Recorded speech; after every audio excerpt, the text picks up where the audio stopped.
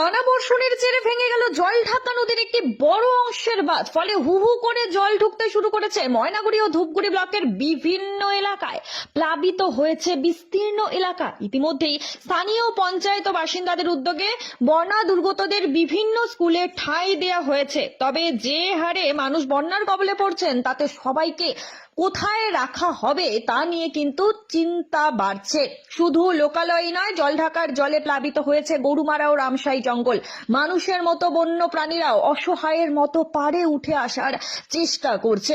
বৃষ্টি যেহেতু নাগারে চলছে, অনেকেই আশঙ্কা করছেন প্রায় কয়েক লক্ষ লোক জলবন্দী হতে পারেন। তবে প্রশাসনের তরফে এখনো ঘটনাস্থলগুলি পরিদর্শনে কিন্তু কেউ যায়নি বলে অভিযোগ গ্রামবাসীদের। তিস্তা, জলঢাকা, মহানন্দা সহ উত্তরের প্রায় সমস্ত নদীতেই জারি হয়েছে লাল সতর্কতা। ভুটান পাহাড়ে অতিরিক্ত বৃষ্টির কারণে নদীগুলিতে বন্যা পরিস্থিতি তৈরি হয়েছে। ইতিমধ্যেই অনেকের বাড়ি ঘর ভেসে গিয়েছে। সমতলের পাশাপাশি পাহাড়েও লাগাতার বৃষ্টি চলছে। বৃষ্টি ও ধসের কবলে পড়ে কালিম্পংয়ে 2 শিশুর মৃত্যুর খবর মিলেছে। মিরিকে ভেসে গিয়েছে লোহারপুল। জলপাইগুড়ির বিস্তীর্ণ অঞ্চল তিস্তার জলে প্লাবিত হয়েছে।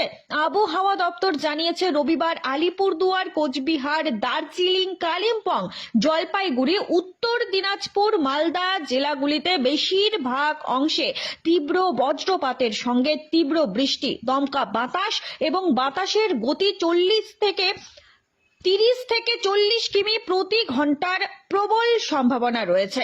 বিভিন্ন এলাকা জলমগ্ন হয়ে পড়বে বলেও আশঙ্কা। Bureau report, টিভি22। চচরাবাড়ি থেকে বগড়িবাড়ি গাদেয়ারকুটি যা অবস্থা, তাতে এই গাদেয়ারকুটি হাই স্কুলে সামলানো তো সম্ভবই না। প্রশাসনের কাছে আবেদন রাখছি, সেটা হচ্ছে যে বাকি স্কুলগুলোও ব্যবহার করাবো।